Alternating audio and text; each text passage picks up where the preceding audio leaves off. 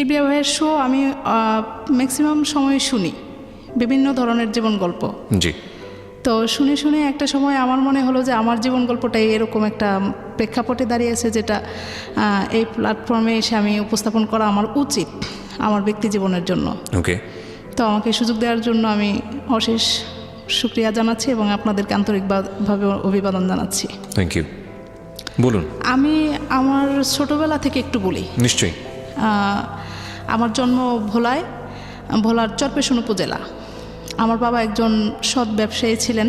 তো বাবা অনেক রাগী একজন মানুষ। তো আমাদের ভোলা জেলায় একটা বন্যা হয়। তো বন্যাতে আমার দাদা বাড়ির অনেক কিছু ক্ষয়ক্ষতি হয়ে যায়, দাদারা একটু নিঃস্ব হয়ে যায়।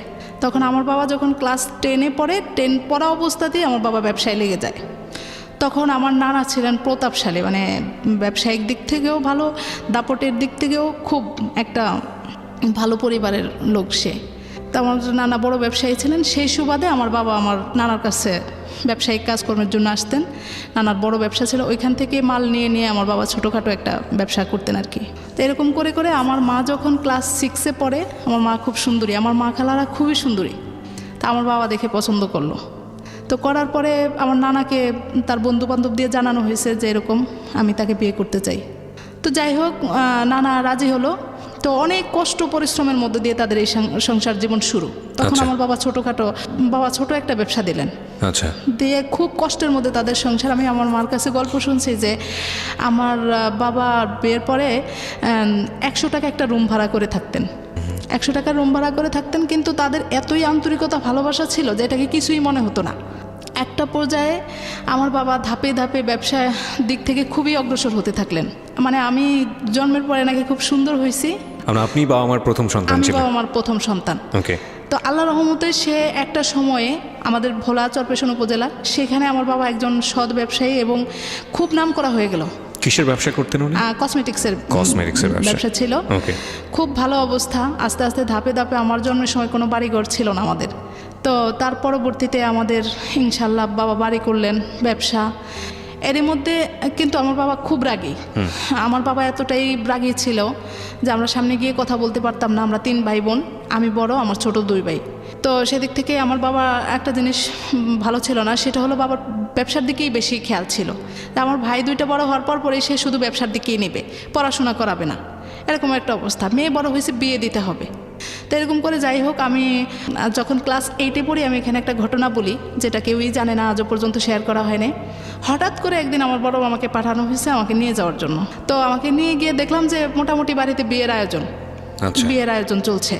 পরে রাতের বেলা দেখলাম যে রাত 11টার দিকে সত্যি ছেলে দেখতে আসছে। এই ছেলেটা হলো আমার নানার খুব প্রিয় মানুষ। আমার নানা ভাইকে একদম পাগল করে ফেলছে। তো যাই হোক, দেখতে আসছে, মামারা কেউ রাজি ছিল না। তো এখন রাতে যখন আসছে ভালো কথা, বিয়ে হবে যদি সেভাবে পছন্দ হয়। তো ছেলেটা আপনার মাদ্রাসার দিক থেকেও সে পড়াশোনা কমপ্লিট করছে, আবার ওই যে জেনারেল লাইনে যেটা করে ওইটাও কমপ্লিট করছে। সে একটা স্কুল এস্টাবলিশ করতেছে তখন। তো আসছে আমাদের বাসায়, পাঞ্জাবি পায়জামা পরে আসছে, আর রাতের বেলা সানগ্লাস চোখে দিয়ে আসছে। ওকে। তো এটা আসার কারণে আমার মামারা মাইন্ড করছে যে এটা কীরকম হলো, রাতের বেলা কেন সানগ্লাস দিয়ে আসলো। তো সর্বশেষ যাই হোক, ফাইনাল রাতের বেলায় তারা আমাকে এঙ্গেজমেন্ট করবে, আমাকে এঙ্গেজমেন্টের জন্য নিয়ে যাওয়া হলো। তো আমার আজও মনে আছে যে লোকটা আমার নানা ভাইকে বলছে যে নানা ভাই, আমার জীবনে একটা স্বপ্ন ছিল যে আমি আমার বিয়ের জন্য জীবনে একটা মেয়েকেই দেখব, আর তাকেই আমি বিয়ে করব। কিন্তু আল্লাহর অশেষ রহমত যে আমি একজনকেই দেখলাম, একজনকেই বিয়ে আমার পছন্দ হয়ে গেল। ওকে। তো যদিও ও ছোট, তারপরে যদি পড়াশোনা যতটুকু করতে চাই আমি ওকে ততটুকু পড়াশোনা করাবো, এতটুকু আমি আপনাকে আশ্বস্ত করলাম, আর ওকে আমি ভালো রাখবো সবসময়। ওকে। তো যাই হোক, দেখে আমাকে একটা আংটি পরানো হলো। তো পরে যাই হোক, বাবাও সেভাবে রাজি ছিল না, এখন নানা ভাইয়ের উপরে কথা বলতে পারতেছে না। পরে মামারা দেখি যে একটু কীরকম বলতেছে, এই কি এরকম ছেলে, এরকম সেই। পরে সকালে উঠে আমি রাজি না, আমি আমার বাবাকে একটা চিঠি লিখলাম, বললাম যে বাবা আমি পড়াশোনা করতে চাই। চিঠি লিখলেন মানেটা হচ্ছে বাবাকে সরাসরি বলতে পারবেন? না, পারবো না, বাবা খুব রাগী, আমি সামনে গিয়ে চোখের দিকে তাকিয়ে কথাই বলতে পারবো না। ওকে। তো লিখলাম যে বাবা আমি পড়াশোনা করতে চাই, আব্বু আমি খারাপ কিছু করব না বা এমন কিছু হবে না যেটাতে আপনার কোনো মান সম্মান নষ্ট হয়, কিন্তু আপনি আমাকে এই বিয়েটা দিবেন না। তো এটা বলার পরে আব্বু যখন চিঠিটা পড়লো তখন বলল যে হ্যাঁ আমার একটাই মেয়ে, ঠিক আছে। আমার আম্মাকে নিয়ে একটু ঝামেলা করলো যে তোমার বাবার কারণে এরকম না, আমি মেয়েকে বিয়ে দিব না। তো যাই হোক ওইখানে আব্বু স্টপ করে দিল, বললো যে আংটিটা ফেরানো হোক, এখানে আর দরকার নেই। পরে কিবরিয়া ভাই যেটা হলো, ছেলেটা এতটাই পাগল ছিল যে 2টা বছর সেই ঘুরতেই থাকলো। এরকমও দেখা গেছে যে বাড়ির দরজায় এসে দাঁড়িয়ে থাকতো, 2 দিন পর পরে নানা ভাইকে পাঠাতো আমাদের বাসায়, বলতো যে একটু গিয়ে দেখেন একটু ম্যানেজ হয়েছে কিনা। পরে আমি ইন্টারমিডিয়েট পরীক্ষার 7-8 দিন আগে আমার বিয়ের কথাবার্তা চলছে, পরে 7 দিনের মধ্যেই আমার বিয়ের অ্যারেঞ্জ হয়ে গেল। তা আব্বু এই বিয়েটাতে তত বেশি একটা রাজি ছিল না। ছেলেটা কি করতো বা কি অবস্থা কিছু জানতেন?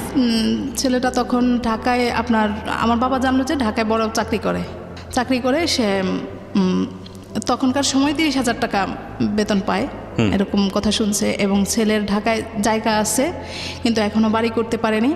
তো শোনানোর পরে আব্বু বলছে যে আর আমাদের ওইখানে একটা আছে যে তৌরতখার লোকজন আমাদের ভোলা জেলায় বেশি পছন্দ করে, তো সেদিক থেকে তারা ওইখানকারই লোকজন, সব কিছু মিলে আব্বু রাজি হয়ে গেল। তা আব্বু জানে আমি একটু ভীতু মানুষ, তখন বলছে যে না, অনেক জোরজার করেই আমার শ্বশুরবাড়ির পক্ষ থেকে অনেক জোরজার করেই আর কি আব্বুকে ম্যানেজ করা হয়েছে।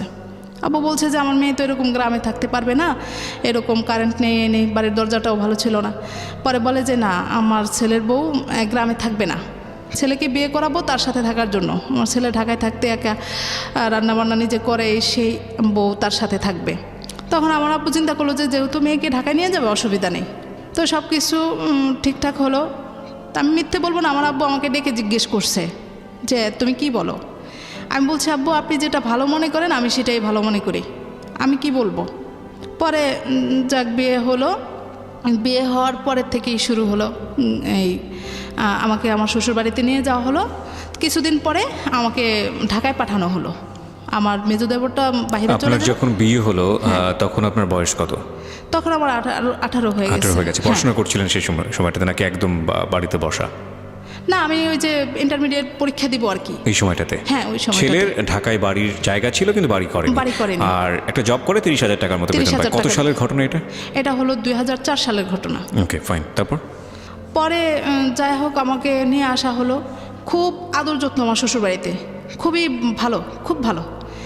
এখন কিছুদিন পরে দেখা গেল যে এতটাই আদর করতেছে আমার শাশুড়ি যে একেবারে খাবারটা সামনে নিয়ে দিতেছে, এবং ভালো লাগতো আমাদের বাড়ির থেকে এই বাড়িতে ভালো লাগতো, এরকম অবস্থা।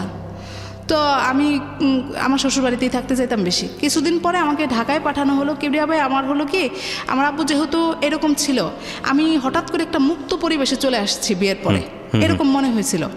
আমি যখন ঢাকায় আসি তখন দেখি যে না, এত স্বাধীন জীবন, আমি তো এরকম স্বাধীনতা পাইনি কখনো। জি।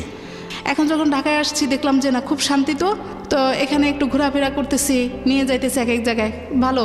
এখন আর আমি ঢাকায় থাকার চিন্তা ভাবনা। ওকে।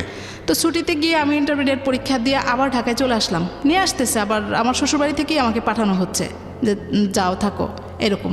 ওকে। তো এরকম করে করে আমি ইন্টারমিডিয়েট পাশ করলাম। এসে আপনি শ্বশুরবাড়িতে আসার পরেও লেখাপড়া করার সুযোগ পেলেন? হ্যাঁ, পরীক্ষাটা সামনে ছিল বলে সুযোগটা দেওয়া হলো। ওকে।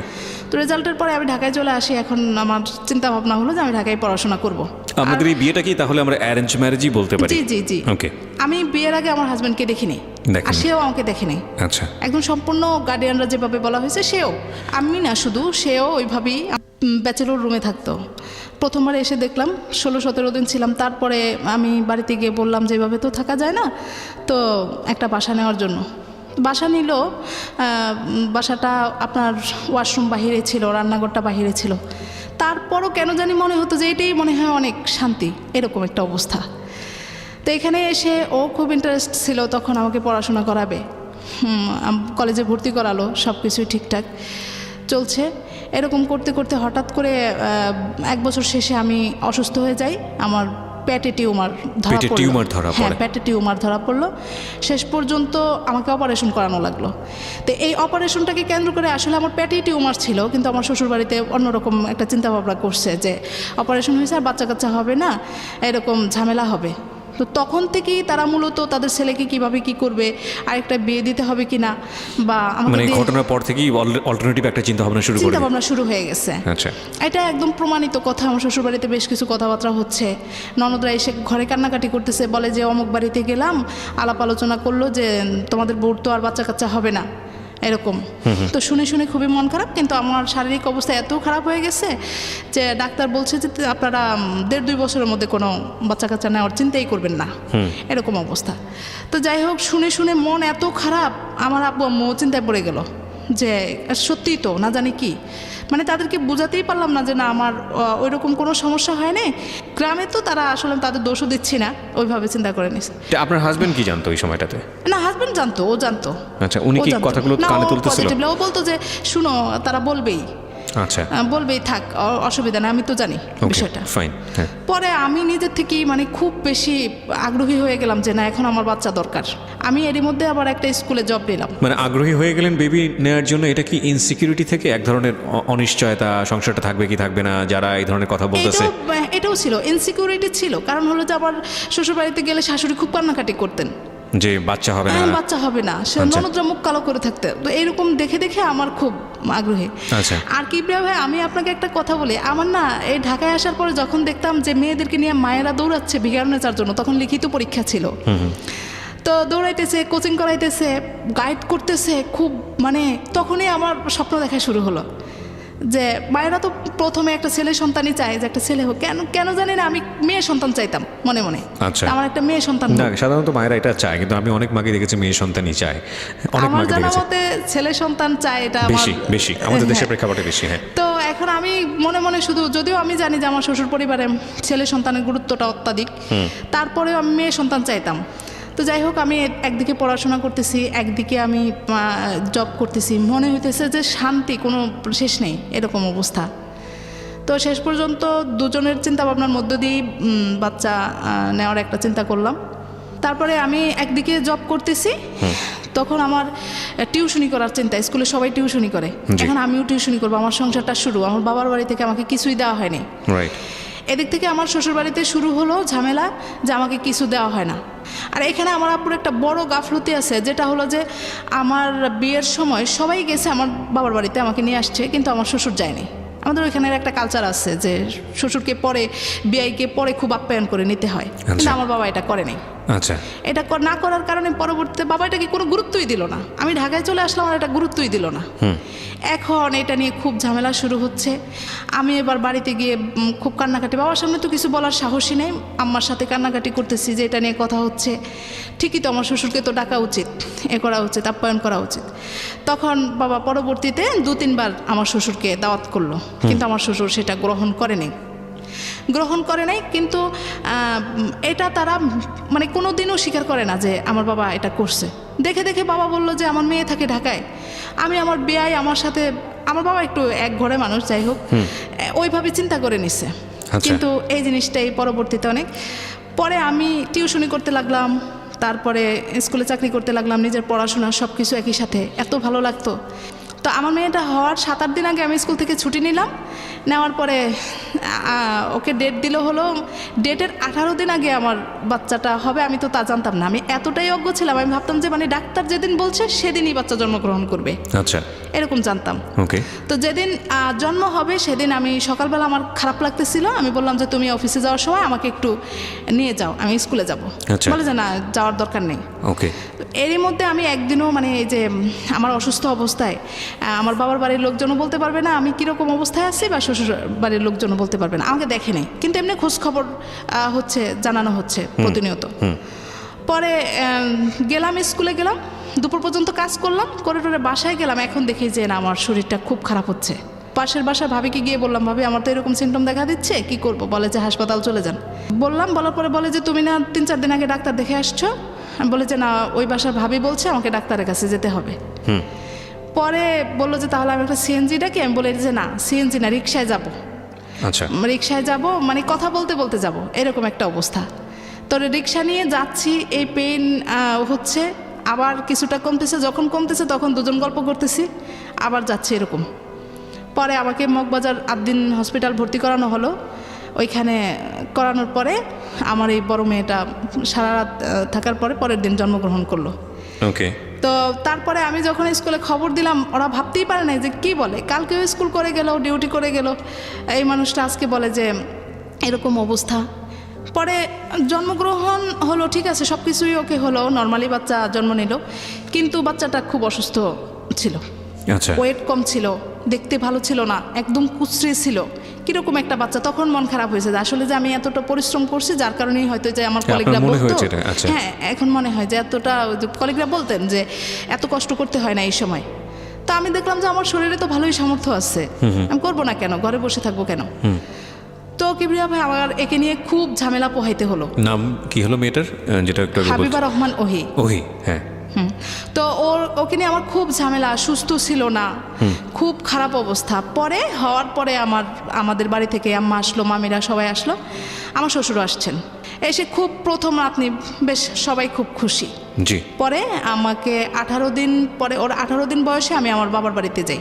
প্রথমে শ্বশুর বাড়িতে যাই, সেখান থেকে কিছুদিন থেকে আমার বাবার বাড়িতে যাই। আচ্ছা। তো এখন বাচ্চাটা অসুস্থ জন্য আমাকে আমার আম্মা ঢাকায় আসতে দিল না। তো 3.5 মাস বয়সে আমি আবার ঢাকায় চলে আসি। তখন বাচ্চাটা একটু ফুরফুরে হয়েছে। বাবা মার কাছে ছিলাম, খুব যত্ন আদি, ভালো একটু মোটামুটি, কিন্তু অসুখ তার লেগেই থাকে, একটার পর একটা, একটার পর একটা। জি। তো এরই মধ্যে আমি যখন ঢাকায় চলে আসি, এখন আবার আমাকে স্কুল থেকে, আমি কিবরিয়া ভাই মানে ভালোই টিচিং দিতে পারতাম আর কি, যার কারণে তারা খোঁজ খবর নিচ্ছে। আর পরে গেলাম ওকে নিয়ে, এখন বলে যে না আপনি আবার স্কুলে জয়েন করেন। তা আমি বললাম যে না এত ছোটো বাচ্চা নিয়ে কীভাবে কি, বলে যে না এখানে খালারা আছে, ওকে দেখবে, আপনি আপনার কাজ করতে থাকেন, আপনাকে অনেক সুযোগ সুবিধা দেওয়া হবে, 11টা পর্যন্ত আপনি থাকবেন, এরকম। তো এরকম হয়েছে, আমার সংসারের দিক থেকেও আমার দরকার। আমি এখানে একটু বলে রাখি কিবরিয়া ভাই, কোনোদিনই আমি সংসারে এসে আমার সংসারটাকে ওইভাবে একদম ফুলফিল পাই নাই যে না মাস শেষে ঘর ভাড়াটা দিতে গেলে আমার কোনো কষ্ট হবে না। তো এখন দেখলাম যে না আমার সংসারে তো আমি কিছু না করা ছাড়া তো আমি নিশ্চিন্তে থাকতে পারবো না। তো আমি এই 3.5 মাসের বাচ্চাকে নিয়ে স্কুলে যাচ্ছি, এদিক দিয়ে আমার মন খারাপ। আমার দেবর ছিল আমার কাছে, আমার দেবর আমার বড় ভাইকে রেখে বলতেছে যে ইস ভাই খুবই কষ্ট পেলাম, আমার ভাইয়ের যদি প্রথম বয়সে একটা ছেলে হতো, তাও আবার মেয়ে, আমার ভাইয়ের এমনি অবস্থা ভালো না, তারপর যদি একটা ছেলে হতো তাও আমরা একটু নিশ্চিত থাকতাম। মেয়ে সন্তান হলো, এই এখান থেকে শুরু হলো, মেয়ে সন্তান মেয়ে সন্তান। তাদের ছেলের জীবনে প্রথম একটা ছেলে হলো না, ভাইয়ের জীবনে প্রথম একটা ছেলে হলো না। এটা কে বলতো? পরিবারের সদস্যরা? পরিবারের, আমার ওরা তো দূরে থাকতো, ওরা এই ধরনের কথা বললেই কি বা যায় আসে? আমার দেবর থাকতো আমার কাছে তখন। দেবর আপনার সঙ্গে থাকতো? ওকে। তো অনুভূতিটা তো প্রকাশ হতো, এটাই হলো কথা, ফোনে বা বিভিন্নভাবে এরকম। বাড়ি যেতাম তখন, বাড়ি গেলেই দেখা যেত যে আমার শাশুড়ি কান্নাকাটি করতেছে যে এই আমার ছেলের জীবনে প্রথম একটা ছেলে হলো না, মেয়ে হলো, এরকম। আচ্ছা। তো পরে যাই হোক, এখন আমি এই বাচ্চাটাকে 3.5 মাসের নিয়ে আমি স্কুলে খালাদের কাছে দেই, খালারা 2টা বেঞ্চ একসাথ করে কাঁথা টাথা বিছাই দিয়ে ওকে শোয়াই দেয়, আমি এদিকে ক্লাস করি, করে টোরে পরে বাকি কিছু খাতাপত্র থাকে এগুলা নিয়ে আমি ওকে রিক্সায় করে নিয়ে তারপরে বাসায় চলে যাই। ও রাতে যখন ওকে ঘুম পাড়াই, ঘুম পাড়ানোর পরে আমি স্কুলের কাজগুলা করি, করে পরের দিন সকালে আবার ওকে নিয়ে আমি স্কুলে আসি। ওকে। এরকম করে করে আমার চলতে থাকে। তো চলতে থাকার পরে এরই মধ্যে ওর অবস্থাটা ভালো না, এখানে ইনকাম হচ্ছে না। এই তো আমার ছোট খালা থাকে ঢাকায়, উনি আমাকে একটা অফার করলো যে তোমার খালু তো বাইরে লোক পাঠায়, তো ওকে পাঠাবে কিনা, জাপানের কথা বলছিল তখন। আমি আসলে কিবরিয়া ভাই এখন যতটা বুঝি তখন বুঝতাম না, ভাবতাম যে যা বলে ওইটাই মনে হয় সঠিক। আর এদিকে আরেকটু বলি, আমাকে বিয়ের সময় বেশ গহনাগাটি দেওয়া হয়। ওই যে আমার মেজুদাবর সৌদিতে ছিল, আপনার গলার হার, হাতের চুড়ি টুড়ি বালা টালা এগুলো দেওয়া হয়। তো দেওয়া হলে পরে আমি আমার চিন্তা করলাম যে আমার অবস্থা তো খুব খারাপ, ঢাকায় থাকতে হলে আমাকে লাগবে। আমার আব্বুকে জানালাম, আব্বু বলছে যে ঠিক আছে, টাকা পয়সা লাগলে আমি দিব, দেখো জাপান যাওয়ার কোনো ব্যবস্থা করতে পারে কিনা। ওকে। তা বললো যে, আমি জিজ্ঞেস করলাম এখন আপনাদের কি লাগবে, বলে যে 1 লাখ টাকা লাগবে। তা আমি আমার আব্বুর কাছ থেকে ওই 1 লাখ টাকা এনে তাদেরকে দিই। আচ্ছা। দেওয়ার পরে আমি জানি যে আমার হাজব্যান্ড এই লাইনেই আছে, সে তো বুঝবে অন্তত। জি। তাকে জিজ্ঞেস করলাম, সেও বলে যে না ঠিক আছে, হবে হয়তো। দিয়ে রাখলাম। কিবরিয়া ভাই এখানে আমি প্রথম যে আমার ঢাকার শহরের যে কিছু জিনিস বুঝে আমি এখান থেকে শুরু করি। পাসপোর্টটা নিয়ে ফেলানোই ছিল, কোনো প্রসেস করার জন্য দেওয়া হয়নি। আমি তো আশায় থাকতেছি। এখন আমার হাজব্যান্ড বলতেছে যে ও তো আমি তো বাইরে গেলে দেখা গেছে যে 5-6 বছর একটা না থাকা লাগবে, জি, আমাদের আরেকটা সন্তান নেওয়া উচিত, পরপর হয়ে গেলে আমাদের পরবর্তীতে আর ঝামেলা হবে না। এটা কে বলছে? আমার হাজব্যান্ড বলতেছে। আমার হাজবেন্ড বলছে, ওকে। তা আমিও চিন্তা করে দেখলাম যে না, ঠিকই তো, ও যখন থাকবে না তখন আমি কি করব। আমার এই ফাঁকে আমি বাচ্চা যদি আরেকটা সন্তান আল্লাহ পাক দেয় তাহলে আমি দুজনকে একসাথে বড় করে ফেলি। ওকে। তো দুজনের চিন্তাধারার মধ্য দিয়ে আমি আবার বাচ্চা নেওয়ার চিন্তা করলাম।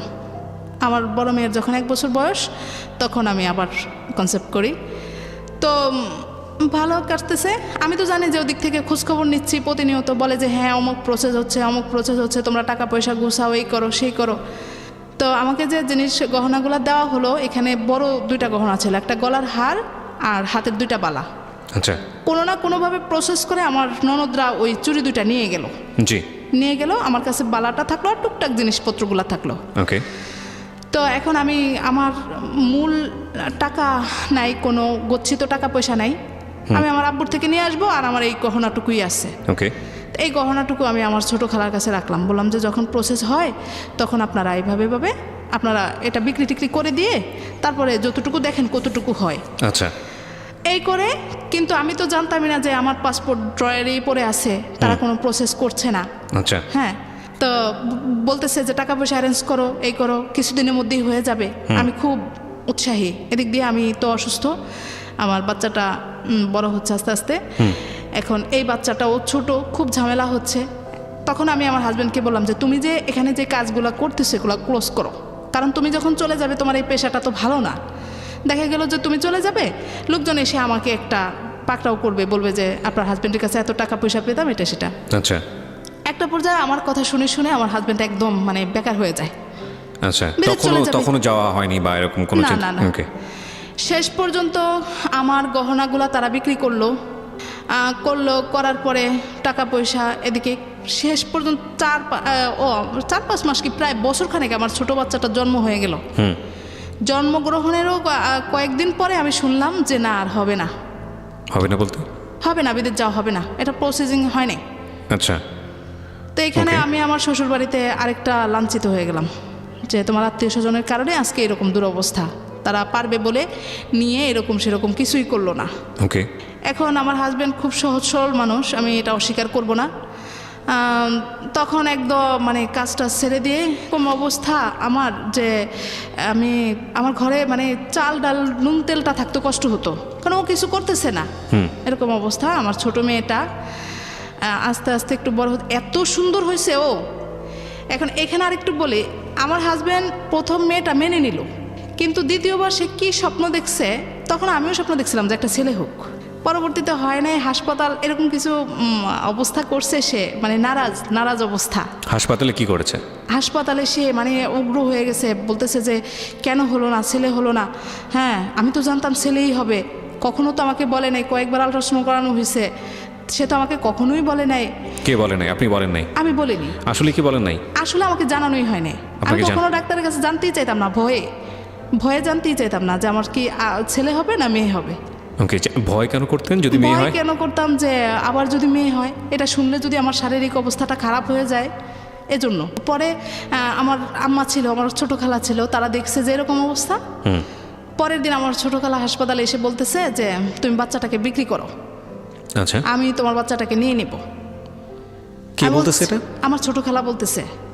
আপনাকে? হ্যাঁ, আমাকে বলতেছে। আমি তখন বেডে শোয়া। পরের দিন এত সুন্দর হয়েছে ও। তো মানে আপনাদের পারিবারিক আচরণ দেখে সেই প্রস্তাবটা দিয়েছে? এই প্রস্তাবটা দিয়েছে। আমি বললাম যে কেন? বলে যে তোমারও মন খারাপ, আর ওর বাবাকে যেরকম দেখলাম মনে হয় না সে মেয়ে দেখে খুশি। আসলে মেয়েরাই যে ভালো, আর আমাদের পরিবারে মেয়ে কম বলে আমাদের পরিবারে খুব চাহিদা মেয়ের। জি। আমাদের পরিবারের সবাই খুব খুশি যে আমার পরপর 2টাই মেয়ে। এখন বলছে যে তোমার মেয়েটা এত সুন্দর হয়েছে, ওকে আমি নিয়ে নিব, তোমাকে আমি 3 লাখ টাকা দিয়ে দেই, তুমি মেয়েকে আমাকে দিয়ে দাও। তুমি একটু সুস্থ হলে তাকে জিজ্ঞেস করো সে কি মেয়ে দেখে কি খুব বেশি নারাজ, যদি হয়ে থাকে আমি ওকে কিনে নিব, ওকে আমি মানুষ করব। তো সত্যি সত্যি আমারও মনের মধ্যে খুব ছিল, আমিও গিয়ে তাকে জিজ্ঞেস করছি, বলি যে মেয়ে বাচ্চা আমার একদমই পছন্দ না, এই দিকগুলো দেখে দেখে আমারও নিজেরও এখন কেন জানি মেয়েদের প্রতি একটা তো আপনি অনীহা। এক ধরনের প্রতিবাদ করতেন না যে না না এটা- কিছুই করতাম না, কিছু বলতেন না? না এখন আমার মন থেকে কেন জানি একটা আমারও অনীহা চলে আসছে। ওই সময়টাতে যে না মেয়ে হ্যাঁ, বাচ্চা, হ্যাঁ, যে আসলে Okay. ছেলে দরকার। তারপরে যাই হোক আমি ঢাকায় আসলে মোটামুটি আবার ঠিক হয়ে যাই। আচ্ছা বাড়িতে গেলেই সমস্যাগুলো হয়, কিন্তু ঢাকায় আসলে ঠিক হয়ে যায়। এরই মধ্যে যখন আমার হাজব্যান্ড পুরোপুরি একদম বেকারের মতো অবস্থা, হালকা পাতলা কিছু করে, তখন আস্তে আস্তে প্রকাশ পেতে শুরু করলো। আমরা একটা বড় বাসা নিলাম, মানে 2 বাচ্চা হয়ে গেছে, এখন একটু বড় ফ্ল্যাট নিলাম, আগে ছোট বাসায় ছিলাম। তো আমাকে একটা জিনিস একটু বলেন, মানে আমার মাথায় আসছে না, যেহেতু আপনার হাজব্যান্ডের কোনো ইনকাম নাই, আপনাদেরও 2 বাচ্চা হয়ে গেছে, খুব স্বভাবতই একটু বড় বাসা দরকার, কিন্তু যখন একটা বড় বাসায় যাচ্ছেন তখন একটু চিন্তা ভাবনা করার দরকার না যে এই পয়সাটা কোত্থেকে আসবে? জি, আমার ছোট ভাইটা তখন আমার সাথে ছিল। আচ্ছা। তখন ভাইকে বলছি, ভাই তুই, আমার সাথে ছিল বলতে অন্য জায়গায় থাকতো, ভাইকে বলছি ভাই তুই আমার সাথে থাক, আমার সাথে থেকে আমাকে কিছু দে, এখানে থাকলে হয় কি বাসাটা একটু বড় হলো, ভাই তো আর সবসময় থাকবে না সারাদিন, এরকম একটা চিন্তা ভাবনা। আর আমি টিউশনি বাড়িয়ে দিলাম, স্কুল করতে লাগলাম, আচ্ছা এরকম অবস্থা। আর ওকে বললাম যে তুমি টুকটাক কিছু করো। আচ্ছা তো খুব কষ্টের মধ্যে বাসা ভাড়াটাই দেই, কিন্তু খাওয়া দাওয়া খুবই কষ্ট, এরকম করে দিন যেতেছে। এখন এই থেকেই আমাদের সংসারে অশান্তি শুরু। মানে আমিও সহ্য করতে পারি না যে আমার ইনকামটা কেন, আমার টাকাটা আমি জমাবো, এই করব সেই করব, কেন সংসারে খরচ করি, তুমি কেন ভালো কিছু করতে পারতেছো না। ও কি চেষ্টা করতো না নাকি, মানে চেষ্টা করতে হতো না? ব্রেক হয়ে গেছে জাপান যাওয়ার বিষয়টা নিয়ে, আবার তার চেষ্টাটা কম। আচ্ছা ওকে। এই করে করে ওর সাথে আমার দ্বন্দ্ব বিরোধটা লেগে যাচ্ছে, মাঝে মাঝে ঝগড়া বিবাদ হইতেছে, মাঝে মাঝে ঝগড়া বিবাদ হইতেছে। এখন কিছু কিছু সময় সে তার পরিবারে এগুলা ব্যক্ত করতেছে, ব্যক্ত করার কারণে এই আমার শ্বশুর শাশুড়ি এখান থেকেই শুরু করে তোমার পরিবার বাড়িতে পাঠিয়ে দাও। মানে বিষয়টা হচ্ছে ঢাকা থেকে থাকার, যেহেতু তুমি এফোর্ড করতে পারছো না, সুতরাং ঢাকা থেকে তুমি ওকে গ্রামের বাড়িতে পাঠিয়ে দাও। হ্যাঁ, এখন আমার কথা হলো যে আমি যাব না, আমি আমার মেয়েদেরকে আমি ঢাকায় পড়াবো, যত কষ্টই হোক না কেন, আমি আরও বেশি কষ্ট করবো। তখন আপনার মেয়েরা কোথাও পড়াশোনা করে না? না, ছোট। আচ্ছা তো দেখতে দেখতে আমার বড় মেয়েটা যখন 5 বছর বয়স, তো ওকে আমি অন্য কোনো স্কুলে দিই না, আমি যে স্কুলে ছিলাম আসা যাওয়া করতো আর কি। খুব ইন্টারেস্ট, আমি তো আগের থেকেই আমার ফিগারনেসে কবে মেয়ে বড় হবে আমি পারি না যে টেনে হিস্ট্রি বড় করি। আচ্ছা 5 বছর বয়স যখন হলো, নার্সারিটা কোনো রকম পড়ছে, তখন আমি ওকে ট্রায়াল দেওয়াইলাম ফিগারনেসের জন্য। হ্যাঁ, ফিগারনেসের প্রতি আপনার এতটা শখ কেন? মানে ওই যে মেয়েরা, ফিগারনেসটা গার্লস স্কুল, হ্যাঁ। অনেক স্টুডেন্ট, তারপরে ভালো লাগতো পড়াশোনাটা। আমি বিগত দিনগুলাতে, বিগত বছরগুলাতে আমি প্রশ্নপত্রগুলো একটু গাইডের পিছনে দেখে দেখে আমার কেন জানি না এটা একটা ফিগারনেসের প্রতি একটা মায়া, আলাদা একটা মায়া। আলাদা যোগ ছিল। তো এখন আমি মেয়েকে পরীক্ষা দেওয়ালাম, তখন পরীক্ষাও ছিল, লটারিও ছিল। আচ্ছা এখন পরীক্ষা দেওয়ায় দেখলাম যে না, সে পরীক্ষায় আসছে, রেজাল্ট আসছে। তা আসছে, এরই মধ্যে আমার কথা হলো এবছর আমার ফিগারনেসে না হলে আমি ভালো একটা স্কুলে দিবই আমার মেয়েকে। আচ্ছা তা আমি করলাম কি, ওকে ন্যাশনাল আইডিয়াল স্কুলটাতেও পরীক্ষা দেওয়ালাম। এখানে বাসাইতে আসলো, কিন্তু লটারির ডেট দিল পরে। এরই মধ্যে আমি ন্যাশনাল আইডিয়ালে পরীক্ষা দেওয়ালাম, দেওয়ানোর পরে মেয়ে এখানেও টিকে গেছে। তো টিকে যাওয়ার পরে এখন আমি তো ওর বাবাকে বলতেছি যে লটারিতে আসবে না, ওইখানে আমাদের এত ভালো ভাগ্য নাই, তুমি মেয়েকে এখানে ভর্তি করে দাও। তো ন্যাশনাল আইডিয়ালে আবার খরচটা বেশি। তো এখন বলতেছে যে না, আমার কেন জানি মনে হয় ও এখানে টিকে যাবে। ওকে। আমি বলি যে না, লটারির উপরে তুমি ইয়ে করে থাকো না, এখানে 3 দিন সময় দিছে, তুমি ভর্তি করো। এটা নিয়ে একটা পর্যায়ে আমি একবারে খাওয়া দাওয়া বন্ধ করে দিই, রাগ করে, তুমি আমার মেয়েকে পড়াইতে চাও না। বলে যে না, আমার কেন জানি মনে হয় ও টিকে যাবে। তো যেদিন রেজাল্ট হবে সেদিন সকালবেলা শীত, অনেক ঘন কুয়াশা। তো আমি ফজর নামাজ পড়ে শুয়ে আছি, সে দেখে যে রেডি যাবে রেজাল্ট আনতে। আমি বলে যে শুধু শুধু মেন ব্রাঞ্চে দেয় রেজাল্টটা। তো এখানে কেবিয়া ভাই আপনি জানেন কিনা আমি জানি না, যে ওইখানে নাকি বাংলাদেশ ব্যাংক থেকে নাকি কি খুব একটা সুন্দর সিস্টেম নাকি করে। আমি আর যাইনি, ওর বাবা গেল, গিয়ে পরে আপনার খবর দিল যে না, মেয়ে হয়ে গেছে। ওই দিনটা যে মানে কিরকম কাটছে আমার জীবনে, মনে হয় একটা অত্যাধিক বড় পাওয়া, যে আমার মানে সন্তানটা মেয়ে এখানে ফিগারনেসের রেজাল্টে টিকে সে গেল। চান্স পেয়েছে। হ্যাঁ। আচ্ছা ওকে। রেজাল্ট এবং লটারি দুইটাতে টিকে গেল, বাচ্চাটা আচ্ছা। ছোট, ওকে।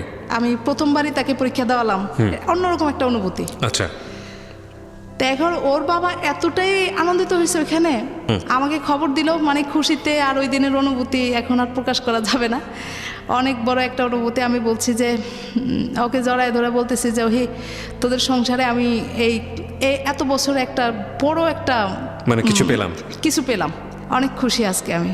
আমার মনে হয় একটা মাস শুধু হাওয়ায় হাওয়ায় আমি উড়ে বেড়াইছি, এরকম একটা অবস্থা।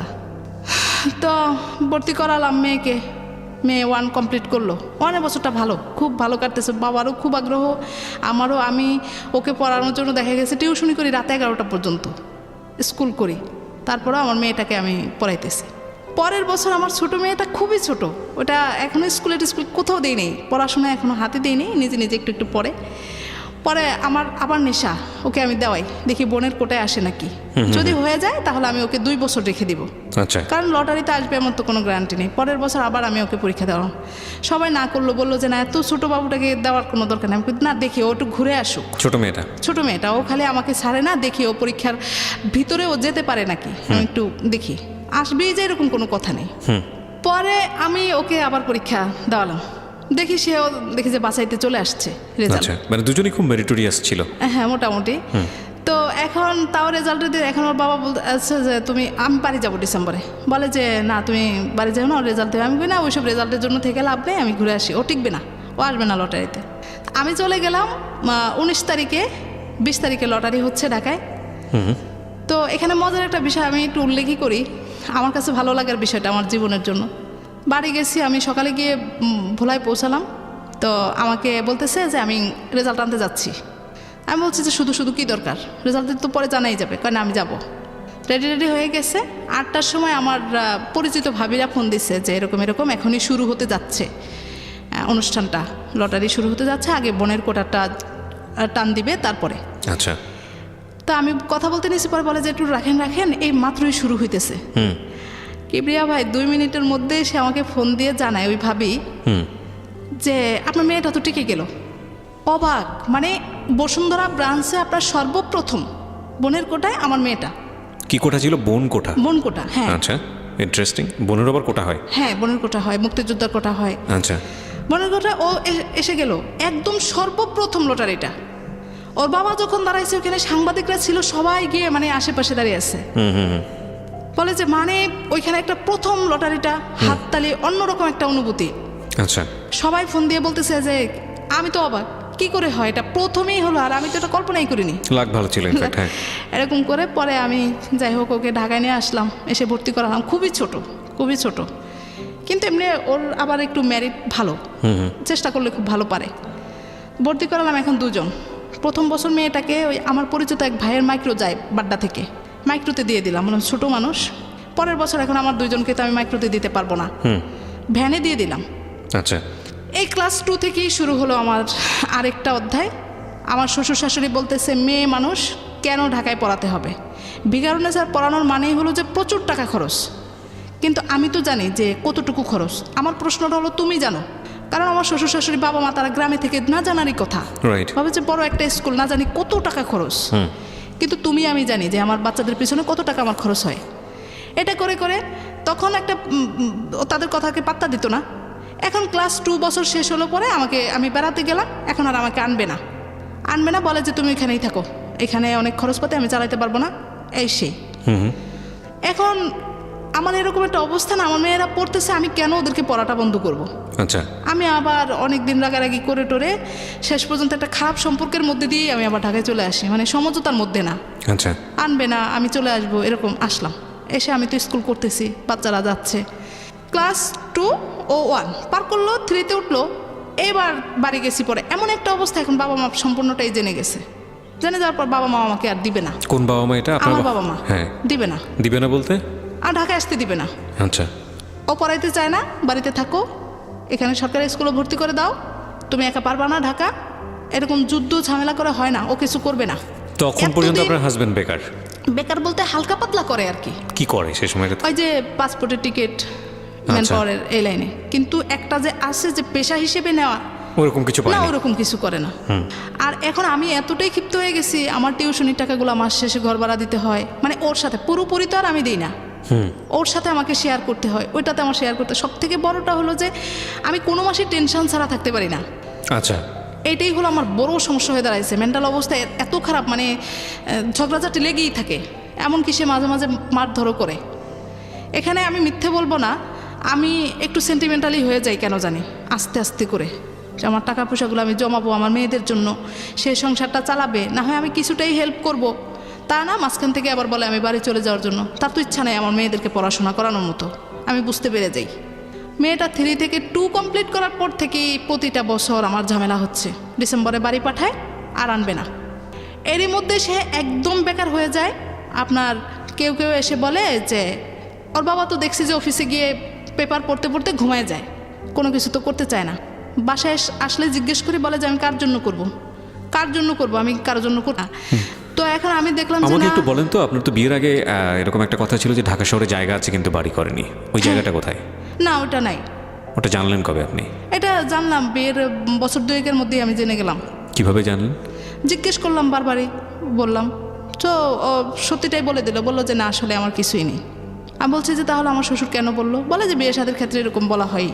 আপনি আপনার বাবাকে গিয়ে প্রশ্ন করলেন না? বিয়েটা তো অ্যারেঞ্জ ম্যারেজ ছিল। হ্যাঁ, বাবাকে গিয়ে প্রশ্ন করছি, তারপর থেকেই তো ঝামেলা শুরু। সেক্ষেত্রে তো আপনাকে আরো বেশি করে সাপোর্ট করা উচিত আপনার বাবা মায়ের। না সাপোর্ট বলতে তুমি চলে আসো বলতে মানে ওকে ডিভোর্স তুমি, দিতে, হ্যাঁ তুমি আমাদের কাছে থাকো, এই সাপোর্টটা ছিল। মানে ঠিক আছে, তাহলে ওকে ছেড়ে দিয়ে তুমি জি, চলে আসো। জি, জি। কিন্তু আপনি তো সেটা করবেন না। না আমি সেটা করব না। কেন করবেন না? এখানে করব না, আমি আমার সন্তানদেরকে ঢাকায় রেখে পড়াবো, আমার মতো যেন তারা না হয়, তারা ভালোভাবে পড়াশোনা করবে। মানে আমি আপনাকে যে গ্রামে কনজারভেটিভ এনভায়রনমেন্টের মধ্যে বড় করেছে সেরকম যেন তাদের জীবনটা না, না না, হয়। না। Okay fine. আপনার হাজবেন্ড সম্পর্কে যে ইনফরমেশনটা পেলেন, দুপুরবেলা অন্য কারোর সঙ্গে সে আড্ডা দেয়? অন্য ছেলে মানুষের সঙ্গে, কোনো মেয়ে মানুষের সঙ্গে না, বন্ধু বান্ধবদের সঙ্গে। তো এখন আমি দেখে শুনে এবার আমার বাবার সাথে তো এগুলো শেয়ার করতে পারবো না, আম্মার সাথে শেয়ার করলাম। বললাম আম্মা তাকে এভাবে রাখা যাবে না, বাহিরে পাঠাবো। তো বাহিরে পাঠাবো কিভাবে কি? আমি তো জানি যে ও এই লাইনে আসছে, ভালো মন্দ সব ও বুঝবে। আমি বললাম যে এরই মধ্যে আমি যে আমার গলার যে হারটা আমার ছোটো খালার কাছে ছিল, সেই গলার হারটা পরবর্তীতে জাপান যাওয়া হলো না, ওইটা বিক্রি করে আমি আমার বড় ভাইটাকে দেই, বলে যে আমাকে কিছু একটা করে দে, তো আমার জন্য একটা জায়গা রাখে আমাদের ওইখানে। আচ্ছা, আমার ভাগ্যটা এতই ভালো বলবো নাকি, কিছুদিনের মধ্যে জায়গাটার দামটা বেড়ে যায়। আমি বললাম ভাই তুই সাইড থেকে জায়গাটা বিক্রি করে আমাকে একটা ভালো জায়গা, একটা করে একটা জায়গা নিয়ে দে, যাতে আমি একটা বাড়ি টাড়ি তৈরি করতে পারি। তো ওই টাকায় তো আর হবে না, মাত্র 2% জমি, 2% জমি সে আমাদের ওইখানে কিনলো। তো কেনার পরে রইলো এটুকুই আমার সংসার জীবনের সঞ্চিত টাকা বা যাই বলি সম্পদ এই। তো এরই মধ্যে যখন এটা বললাম, আমি আম্মাকে বললাম আম্মা ওকে আমি আর টাকা রাখবো না, আমার মান সম্মান কিছুই থাকবে না। বলে আচ্ছা ঠিক আছে। আমার ছোটো ভাইটার সাথে আলাপ টালাপ করে আমার ছোটো ভাইটার দিয়েই আমার আব্বার কাছে চাওয়ালাম। আমি বললাম তুমি সৌদি যাও, যদি সৌদি যাও তাহলে আমি আমার জায়গাটা বিক্রি করে দিব। বললো যে না সৌদি গিয়ে অত বেশি টাকা পয়সা নাই, আমি মালয়েশিয়া যাব। তখনও আমাদের মধ্যে ঝগড়াঝাটি, আমাকে বাড়িতে পাঠিয়ে দিছে, দিয়ে বলতেছে আমি যাব না, ভিসা হয়ে গেছে সে যাবে না। এখন বাড়িতে গিয়ে যখন বললাম যে যাবে না সে বিদেশে, বলে যে এটা কেমন কথা, সে যাবে সব কিছু প্রসেস হয়ে গেল, এখন বলে যে যাবে না। তো তাহলে সে কি করবে? সে তার এক ফ্রেন্ডকে দিয়ে আমাকে খবর দেয় যে আপনি, ওই লোক বলতেছে আমাকে যে আপনি আপনার বাবার বাড়িতে থাকেন, বাচ্চাদের খরচ বাবদ সে মাসে 4,000 টাকা করে দিয়ে দিবে। আচ্ছা, আপনি ঢাকায় আসবেন না, ও ঢাকায় সংসার চালাতে পারবে না। তা আমি বলছি যে ঢাকায় যদি আমি না পড়াই তাহলে আমার 4,000 কেন, 4 টাকাও লাগবে না। কিন্তু প্রসেস হয়ে গেল, সে বাহিরে যাবে না, বলে যে না সে বাহিরে কষ্ট করতে পারবে না, সে যাবে না। পরে আমি এবার চিন্তা করলাম যে এখন আমার বাবা মা কোনোভাবেই আমাকে আর আসতে দিবে না। এবার আমিও কেন জানি চিন্তা করলাম যে আমি ঢাকায় আসবো কিন্তু তার কাছে আসবো না। এবার আমি আমার মেয়েদেরকে নিয়ে শেষ চেষ্টাটা আমি করব, আমি নিজে নিজে কিছু করব, করে যেই কয়দিন পারি চলতে পারলে সর্বশেষ আমি নিজেকে সান্ত্বনা দিতে পারবো যে না আমি আর পারলাম না। কিন্তু যেহেতু সে এই চিন্তা করেই ফেলছে যে সে আমাকে ঢাকায় রাখবে না, বাড়িতে পাঠাবে 4,000 টাকা, সুতরাং আমি তার কাছে আর যাব না। এখন আসতেছি না সেইভাবেই থাকলো। আমার মেয়ের স্কুল খুলে গেছে জানুয়ারির 15 তারিখ, আমি 14 তারিখ রওনা করে 15 তারিখে ঢাকায় চলে আসি। এসে কোথায় উঠবো, কি করব, আমার তো এইভাবে আমি কোনো বাসায় গিয়ে উঠতেও পারি না, আমার একটা অন্যরকম সমস্যা হয়, চাল চলন এটা সেটা। পরে আমি আমার এক হিন্দু কলিগ, তার হাজবেন্ড অন্য জায়গায় থাকে, তার বাসাটা, আমি তার বাসায় উঠলাম। আচ্ছা, এখন যেহেতু সে হিন্দু, আমার একটু নামাজ কালামের অবস্থা লাগে, একটা পরিবেশ লাগে, সে একটা রুম আমাকে একদম টোটালি করে দিছে।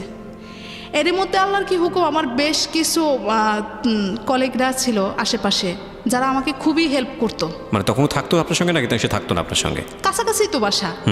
পরে তাকে জানানো হলো যে আমি বাসায় এসে আসি।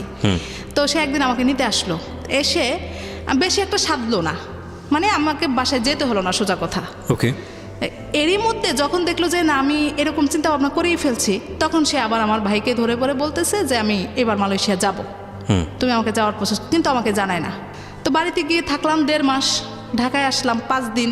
5 দিনের দিন সন্ধ্যাবেলা আসরের পরে আমার ভাই সহ ও সহ আসলো, এসে বলতেছে যে চলো, ভাই বলতেছে যে চলো বাসায় যেতে হবে। আমি বলছি যে না আমি আর যাবই না, আমি এদিকে ছোট একটা বাসা খুঁজতেছি। আমি আপনার স্কুলে বলে তখন দিলাম ইনকাম কত ছিল মাসে? এই 12-13 হাজার টাকা এরকম। এই 12-13 হাজার টাকা দিয়ে 3 জনের সংসার, মানে যদি আপনার হাজবেন্ডকে বাদ দিই, হ্যাঁ হ্যাঁ 3 জন, এটা নিয়ে আপনি আলাদা থাকার চিন্তা করছেন। হ্যাঁ। হাজবেন্ড থাকলে হাজবেন্ড সহ এই 12-13 হাজার টাকা দিয়ে আপনার চলতে হতো মাসে। ও দিত, ও কিছু দিত, আমি কিছু দিতাম। তো এবার আমি চিন্তা করলাম আমি 3-4 হাজার টাকার মধ্যে একটা বাসা নেব, এক রুম, খালি কোনো রকম একটু মাথাটা গুজিয়ে থাকবো। আর বাচ্চাগুলোকে আমি শুধু স্কুলে পাঠাবো, আনবো, যে মাসে বেতনটা আসবে বাবা মার কাছ থেকে চেয়ে নিয়ে আসবো। আমার তো একটা ভরসা আছে যে অন্তত আমার বাবা মার কাছে চাইলে আমি কিছু পাবো, এটা আচ্ছা। একটা আমার আছে। যদিও বাবা মা রাগ, চায় না আমি ঢাকায় থাকি, কিন্তু তারপরেও। এরপরে 5 দিনের দিন আমার ভাই যখন এসে বললো চলো, তো চিন্তা করলাম কলিগের বাসায় কয়দিন না থাকে, এবার যেহেতু সারতেছে বাসায় যাই। আমি গিয়ে শুধু খাটের কোনায় বসলাম, দেখি আমার হাজব্যান্ড প্যান্ট পরতেছে, তার ফ্লাইট মানে কি বলবো, বলার কিছুই নেই। 1.5-2 মাস তার সাথে আমার কথা কাটাকাটি, ঝগড়াঝাটি, ফ্লাইট দেখা নাই। বলতে আপনি জানলেন ওই সময়টাতে সে মালয়েশিয়া চলে যাচ্ছে? হ্যাঁ, আমি বাসায় গিয়ে শুধু বসলাম, চলে যাচ্ছে, মানে 2টা কথা বলার মতো কোনো উপায় না। খুচরা আপনার কিছু টাকা ছিল, মনে হয় 800-900 টাকা এরকম, সে আমাকে ধরায় দিয়ে চলে গেল। তো ওই মাসের বাসা ভাড়াটাও সে দিছে, দিয়ে তারপরে চলে গেল। আর কিছুই বলতে পারলাম না, বা তার সাথে আমার 2টা কথাও হলো না। এখন চলে যাওয়ার পর তো মানে একটা অস্থিরতা, এতদিন তো রাগারাগি কথা কাটাকাটি যাই হয়েছে, এখন যাওয়ার পরে তো মানে খুব খারাপ লাগতেছে বিষয়টা। বাচ্চাগুলোকে একটু ডেকে 2টা কথা বলতো না, কিন্তু আমার মানে তখন আর কি নিজেকে নিজে প্রশ্ন করতেছি, রাগও আসতেছে ভিতরে। আমি তো জানতাম না সে চলে যাবে, কিন্তু সে তো জানে যে আমি চলে যাব। সে তো আমাকে একটা দিন আগেই ঘরে রাখতে পারতো। আমি আজকে যেহেতু আসছি, তার আগের দিনও তো আসতাম। পরে চলে গেল, চলে যাওয়ার পরে ওইখানে যাওয়ার পরে মোবাইলে আমার সাথে কথা হলো, শেষ, সব রাগ জিত শেষ। এবার আমি আমার মতো করে থাকতেছি। বলল যে আমি 1 মাসের বেতন পাবো না, তুমি 1 মাস কিভাবে কি করবে তুমি দেখো, আমি কিছু করতে পারবো না। সম্পূর্ণ খরচ আমার ছোটো ভাইটার গাড়ে। ও চাল ডাল আনলে আমি রান্না করি, নচেত না, নিজের থেকে কিছুই করতে পারি না, এরকম অবস্থা। আর ও করছে যে থাক গেছেই যেহেতু, এখন ভালো কিছু হবে। আব্বা আম্মাও বলতেছে তোমার আর কষ্ট থাকবে না, একটু কষ্ট করো, দেখবে যে তোমার সব সমস্যার সমাধান হয়ে গেছে। ও দেখবা যে এখন সব কিছু ঠিক আছে। এখন গিয়ে 1.5 মাস পরের থেকে সে আমাকে মাসে 13 হাজার টাকা করে দেয়, 2 বারে। 15 দিন পর পর সে আমাকে টাকা দেয়, টোটাল 13 হাজার টাকা মাসে। আচ্ছা, তা আমার ভাই দেওয়ার পরেও তো আমার ঘর ভাড়াটা কত থেকে যায়।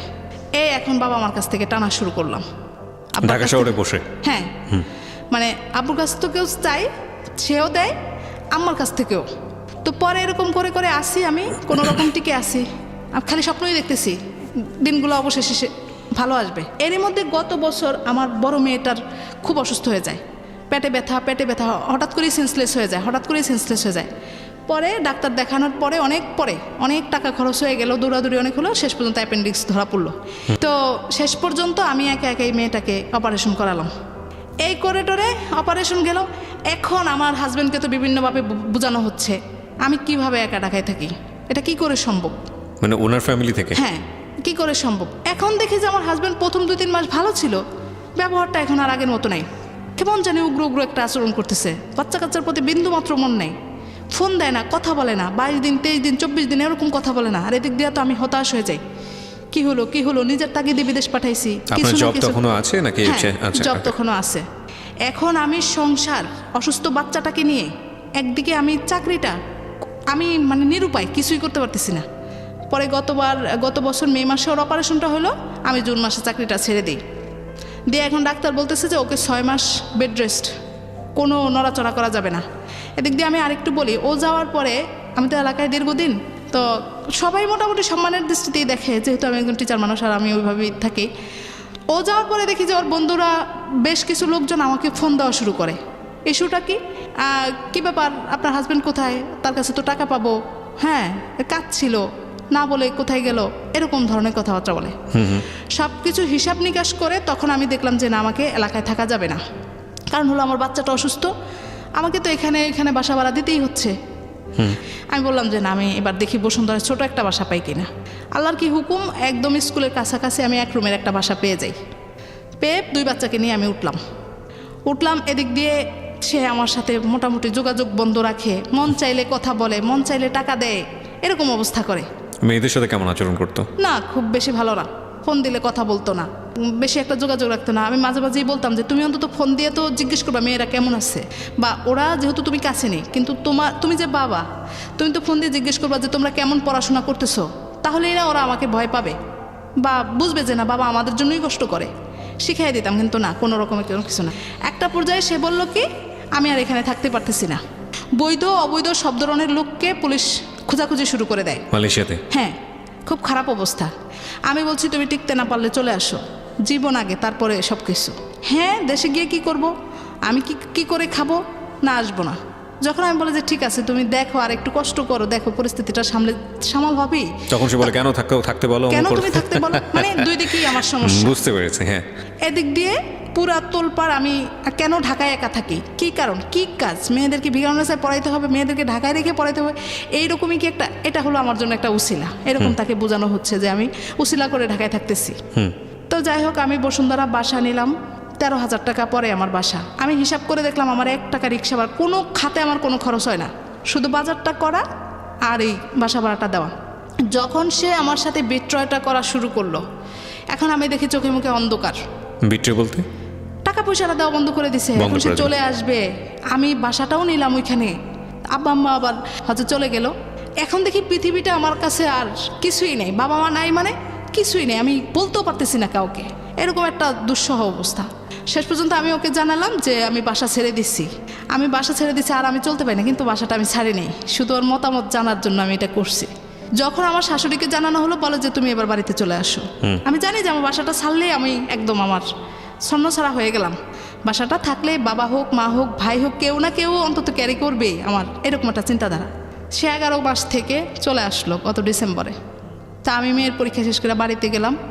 আব্বা আম্মা বলছে যদি ও চলেই আসে, ওর সাথে তুমি আর কোনো সম্পর্ক রেখো না, বারবার ওকে সুযোগ দিও না, বারবার তুমি জীবনটা নষ্ট করে দিও না। আর ওর পোলাপান তুমি এত কষ্ট করে পড়ায়ও না, ওদের পরিবার থেকে তুমি কিছু পাও নাই, মেয়েদের থেকেও তুমি কিছু পাবা না। এরকম আমার জায়গা থেকে আমার বাবা মা বলে যে তোমার এত কষ্ট আর সহ্য করতে পারি না, তুমি ঢাকায় থেকে অনেক কষ্ট করো। তো বিদেশ থাকা অবস্থায় আমার এত কষ্ট হয়েছে যে আমি 3-4 বেলায়, এখন আমার মেয়েদেরকে প্রশ্ন করলে ওরা বলতে পারবে যে 2-3 বেলা আমি মানে ভাতই রান্না করতে পারতাম না, ঘরে চাল থাকতো না। তারপরে কোনো সময় দেখা যেত যে শুকনা কোনো খাবার খেয়ে মেয়েদের নিয়ে শুয়ে থাকতাম। তো মাঝে মাঝে মেয়েদেরকে প্রশ্ন করতাম। একদিন সকালবেলায় স্কুলে যাবে আমার ছোট মেয়ে, তো বলতেছে মা ভাত নাই, কি দিয়ে খাবো? আমি বলি যে করলা ভাজি ছিল, বলছে করলা ভাজি দিয়ে খেয়ে যাও। না মা খাবো না। আমি ডেকে বলি যে শুনো, যদি এরকম হয় যে কোনো দিনই স্কুলে যাওয়ার সময় তুমি ভাত খাইতে পারলা না, আবার স্কুল থেকে এসেও দেখলা যে ভাত নাই, একদিন না ধরো অনেক দিন এরকম ঘটনা ঘটলো, তখন তুমি কি করবে? চলো আমরা বাড়িতে চলে যাই, তোমার দাদা বাড়িতে থাকলে তো আর খাওয়া দাওয়ায় কষ্ট হবে না। বলে না মা, কষ্ট করব কিন্তু ঢাকায় থাকবো, মা এখানে পড়াশোনা করব। তো আমাদেরকে ভাত দিও না, কিন্তু এখান থেকে নিও না। দুইজনের একই কথা, কোনোভাবেই তারা রাজি না। পরে যাকে এভাবে করে, মানে ওদের উৎসাহটাতেই আমি আরও বেশি উৎসাহিত হচ্ছি। ওরা ছোট মানুষ, ওরা যদি থাকে আমি কেন পারবো না? এরকম করে করে থাকতেছি, খুব কষ্ট। কিন্তু এই কষ্টগুলো আমি আমার হাজব্যান্ডের কাছে প্রকাশই করতে পারলাম না। সে মেনেই নিল না, বলে যে হ্যাঁ আমি টাকা দিছি। 11 মাসে সে আমাকে 1,30,000 টাকা দিছে। সেখানে আমার বাসা ভাড়াটাই ছিল 13,000 টাকা। তারপরে বাচ্চাদের খরচ, আমার 1 বছরে প্রায় অনেক টাকা খরচ হয়। সেই টাকাগুলা বিগত দিনে আমি বেশ ঋণী ছিলাম, অনেক টাকা ঋণ ছিলাম, খুবই কষ্ট, কিন্তু কাউকে বুঝতে দিতাম না। তো এখানে বেশ কিছু মানুষের অবদান আছে। আমার একজন কলিগ আছে বসুন্ধরায়, তার হাজব্যান্ড ওসি এখন বর্তমানে, এতটাই হেল্প করতো, মানে দেখা যেত যে দিনের প্রতিদিনই আমার বাসায় তরকারি পাঠিয়ে দিত মেয়েদেরকে, মানে যে সময় যেটা সুযোগ সুবিধা এটা সেটা। আর কিবরিয়া ভাই, আমি আপনাকে একটা কথা বলি, যে সবাই তো শুনতেছে, এই জন্য বলতেছি যে আমার বড় মেয়ে যখন স্কুলে ভর্তি হয়, তখন ভর্তির সময় আপনার প্যাকেজে ড্রেস দেয়, আপনার টোটাল ড্রেসটা প্যাকেজে কিনতে হয় 1-এ যারা ভর্তি হয়। তো ওকে আমি 2 ড্রেস থাকে ওইখানে, 2টা করেই থাকে সব কিছু, জি, তো কিনে দিলাম। আমার মেয়ে কিন্তু জুতাটা তো এখন পরতে পারে না, জুতা আরও অনেক আগেই পা বড় হয়ে গেছে। মোজাটা কিন্তু আজও পরে, সেই 1-এর ক্লাস 1-এর মোজা এখনো পরে। বড় মেয়েকে 1-এ ভর্তি করালাম, ড্রেস দিলাম, এ পর্যন্তই শেষ। আপনার ফিতার আবার যাই বলেন, ওই ড্রেসের সাথে ছিল, ওই পর্যন্তই শেষ। ছোট মেয়েটাকে 1-এ ভর্তি করালাম, ওইখানেই শেষ। নতুন করে আর কোনো ড্রেস দিলাম না, কোনো কিছুই দিতে পারলাম না আজও পর্যন্ত। মানে ওরটা ছোট হয়, ও পরে, আর ওরটা আমি অন্য কারো কাছ থেকে, যারা ওই যে আমি নিজে তো কারো কাছে বলি না, আমার ওই ভাবির কথা আসলো বলে আমি কথাটা বললাম। সে গিয়ে বলে যে ওরকম তো পরাইতে পারতেছে না, এরকম যদি ড্রেস এরকম বাচ্চা দেখা যায় 5 থেকে 6-এ উঠে যায়, তখন আর ফ্রক পরতে পারে না। তো ওই ফ্রকগুলো এনে এনে এইভাবে করে করে আমি চলছি। গেলাম মেয়েদের নিয়ে পরীক্ষা শেষ করে, জি এরই মধ্যে ওর বাবা চলে আসবে। এখন আমার বাবার কথা হলো, ও আসলে আসুক, না আসলে তুমি ওর সাথে কোনো যোগাযোগ কোনো সম্পর্ক রাখতেই পারবা না। যদি রাখো তাহলে তুমি আমার থেকেও বঞ্চিত, আমিও তোমার কোনো দায়িত্ব গ্রহণ করব না। পড়ে গেলাম একটা মহা বিপদে। যাক, কথাবার্তা বলতেছি, ও আসতেছে ঢাকায় এসে আমি তো আমার বাসায় চাবি দিয়ে তো বাড়িতে চলেই গেছি, চাবি নিয়ে তালা লাগিয়ে। পরে সেদিনই সে বাড়িতে রওনা করলো। পরে রওনা করার পরে আমি এখানে একটা কাজ করলাম কি, যে আমার আব্বু খুবই রাগী। হঠাৎ করে যদি তাকে সামনে দেখে বসে, দেখা গেলো যে হুটহাট করে তাকে একটা অপমান করা শুরু করে দিল, যে টাকা পয়সা দিলাম, আমি করলাম, বিভিন্ন ধরনের কথা বলতে পারে। আমি আমার ভাইয়ের বাসায় চলে গেলাম, গিয়ে তাকে ফোন দিলাম যে আমি কিন্তু বাড়িতে নাই। উনি কি তখন দেশে না দেশের বাইরে? এই ঢাকা থেকে যাচ্ছে, দেশের বাইরে থেকে এসে ঢাকা থেকে বাড়ি যাচ্ছে। আচ্ছা, আমি কিন্তু আমার বাবার বাড়িতে নাই, আমি আমার ভাইয়ের বাসায় আছি। আমার উদ্দেশ্যটা হলো এরকম যে ও এসে আমাদের বাড়িতে না যাক, সরাসরি আমার এখানে চলে আসুক। আব্বু যেন ওই ওই মুহূর্তের রাগটা যেন না থাকে, না ইয়ে করতে পারে। আচ্ছা। পরে বলে যে না, তুমি চলে আসো, আমি যাব তোমাদের বাসায়। আর বলে যে আমরা পরে শেষ পর্যন্ত বলেই ফেললাম। আব্বু কিন্তু অনেক রাগে ক্ষোভে আছে, দেখলে কিন্তু দেখা গেল যে হুটহাট করে কিছু বলে ফেললো। এটা করা যাবে না, পরে তো মনে সবারই খারাপ লাগবে, আমারও খারাপ লাগবে। আমি এখানে আসি, ওইখানে যাওয়ার দরকার নেই। সে কি করলো, ও আমাকে বলতেছে যে মা ফোন করে বলল আমি যেন সরাসরি বাড়িতে চলে যাই, মানে তাদের বাড়িতে। ওকে, আমি বলছি ঠিক আছে, মা যেহেতু বলছে বাড়িতে চলে যাওয়ার জন্য, সুতরাং বাড়িতেই আগে যাওয়া ভালো। বাড়িতে মার সাথে দেখা করে তারপরে আমি এখানে আসি, এখানে আসো, এটা বলছি। ওকে। তো তখন কিন্তু আমার একটু খারাপও লাগছে যে মা কিন্তু বলতে পারতো যে তুমি তোমার ওদেরকে নিয়ে একসাথে, যেহেতু আমাদের বাড়ির ওদিক দিয়ে আগে আসবে, ওদেরকে নিয়ে তুমি আমাদের এদিকে চলে আসো। এরকম আমার একটা মনের মধ্যে তখন খারাপ লাগছিল আর কি। জি। তো তারপর আমি ওইটাই বলছি, তাকে এটাই বলছি যে তুমি মার সাথে দেখা করো, করে আসো। সে কি করলো, মাকে বললো যে হ্যাঁ মা ঠিক আছে, আমি বাড়িতে চলে আসতেছি, এটা বললো মাকে। আর আমি আবার রাতে আমার ভাইয়ের বাসা থেকে চলেই গেলাম। আমি বলছি যে মার সাথে যেহেতু আগে যাবে, সুতরাং আমি বাড়িতে চলেই যাই। গেলাম, সে কি করলো, সকালবেলা ঠিকই আমাদের বাড়িতে আগে চলে আসলো। এখন আমার আব্বু কিন্তু আগে থেকেই বলে রাখছে, তুমি কিন্তু ওর সাথে দেখাও করবা না, কথাও বলবা না। আপনাকে বলে রাখছে? হ্যাঁ, আমাকে বলে রাখছে যে যা কিছু করার, যা কিছু বলার আমি বলবো, আমি বলার আগে তুমি ওর সাথে দেখাই করবা না। মানে আব্বু কি ভাবছে আমি জানি না, হয়তো ভাবছে যে দেখা হলে হয়তো আমি দুর্বল হয়ে যাই, বারবারই দুর্বল হয়ে যাই, দেখা না করাই ভালো।